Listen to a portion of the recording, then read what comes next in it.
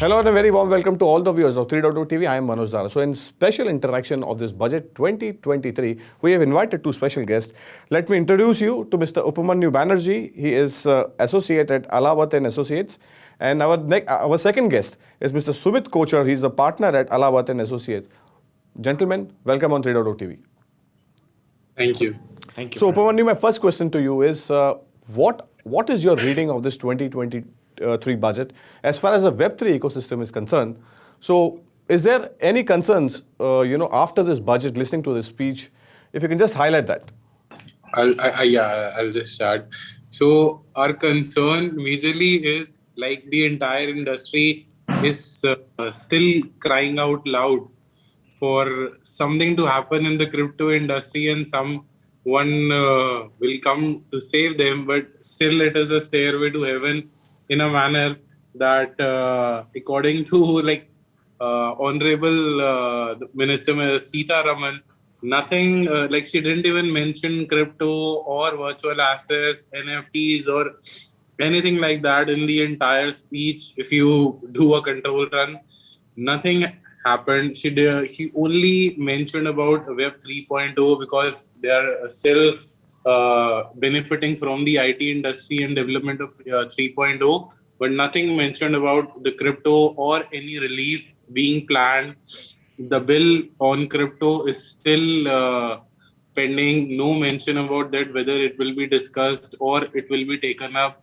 Like everyone was expecting that the TDS on transactions will be reduced, or at least from 1%, it will come down to 0.01 or 0.1, but no optimization of tax regime happened for cryptos in India, whilst they are still aware about the fact that everyone from India is already or is in the process of moving their wallets or holdings to overseas exchanges, and crypto they are entirely losing track of the holdings and how much gain or loss they are booking. So it's totally as in not in favor of any of the crypto players in India or for the future of India, at least for this financial year. See, while they are aware of the fact that they have to track the transactions, but making the regime such difficult to act, like 30% tax on gains and 1% on withdrawals and set off. So, and no set off being provided is absolutely not favorable and will not optimize the tax regime for cryptocurrency in India or for anyone operating, which is why there is huge outflow of trading from India. Presently, there are, I guess, more than 20 million crypto traders or users, those who are holding cryptos. But still, there's huge outflux, and there's no one who is ready to, do this anymore, and it is affecting the entire market. Sure. So they should have something.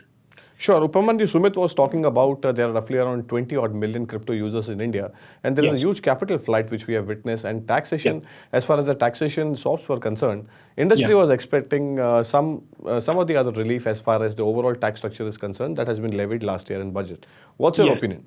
So from my understanding is that the tax regime which was originally introduced was a sort of a knee-jerk reaction by the government due to the alarming rise of the amount of funds which are in circulation in the form of VDAs in India. Now, what we expected and what we were expecting more since reading the economic survey, which was released yesterday, was that the economic survey itself mentioned that there's a rise in crypto transactions, VDA transactions in India, and there is a very strong need for regulations in India. But since the budget was completely silent on this, what my understanding is that the various stakeholders at the governmental table, like namely the Ministry of Finance, the regulatory agencies like the RBI, or anyone else who is involved in the decision-making process, they are still not all on board, and they don't have a common view of how to deal with this matter. Sure.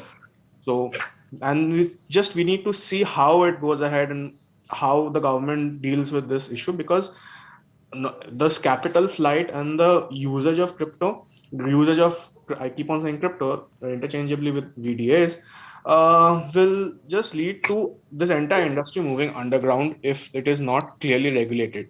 We can talk about the principles, the aspects of how a VDA is to be structured, if it should be a legal tender, but those discussions can happen at a longer stage and at a later stage. That because that's a longer process and that will require a lot of consultations. But we need some amount of unless there is a regulatory framework of at least controlling or managing this industry, this will lead to even greater crashes than the FTX. Sure. And what we saw in the FTX crash and post the FTX crashes, many jurisdictions like in Japan, which is still not fully decided as to whether to recognize VDAs or cryptocurrencies as a legal tender, because of the fact that they had some amount of regulations of protecting the funds which the Japanese citizens had in crypto exchanges and crypto wallets. The wallet FTX users in Japan who invested their money in FTX Japan were the first ones to get their money back.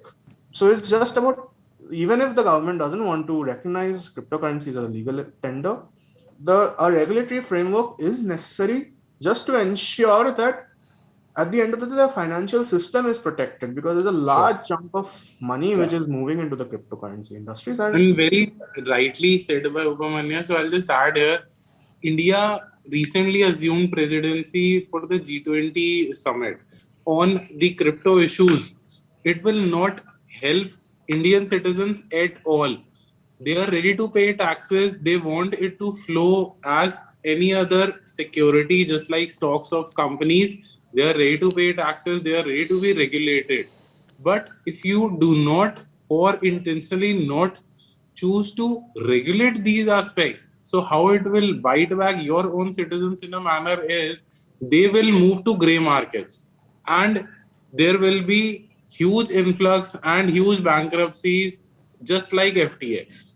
Because if there is no regulation at all, someone or the other somewhere in the globe will obviously take benefit of these players, and they will obviously ensure that we should see another opportunity how to get these customers into the gray market in a manner that when you come to the gray market, there is no regulation, no regulator sitting. Like if you see the influx of startups and influx of companies in jurisdictions like Abu Dhabi and Dubai, you will see like ADGM or DIFC. They are coming out with regulations, or Hong Kong. The regulations like VASP or VARA, they are coming. As in companies like Binance or Midchain and similar companies have already moved to regulated exchanges, and they are already implementing all the processes of client onboarding and KYC in such a smooth manner, ensuring there is no issue at all. So Upamanyu, your last take on this, since we are talking about budget 23 and the road ahead, Sumit mentioned about the capital which is going away from the Indian markets to the grey markets abroad. Yeah. So roughly around, that's what the report has suggested, roughly around $1.7 billion in 2022 have moved to grey market. That's what the report has suggested. And what do you think in 2023 if this trend continues? So how are we going to see this situation as far as the Web3 ecosystem is concerned?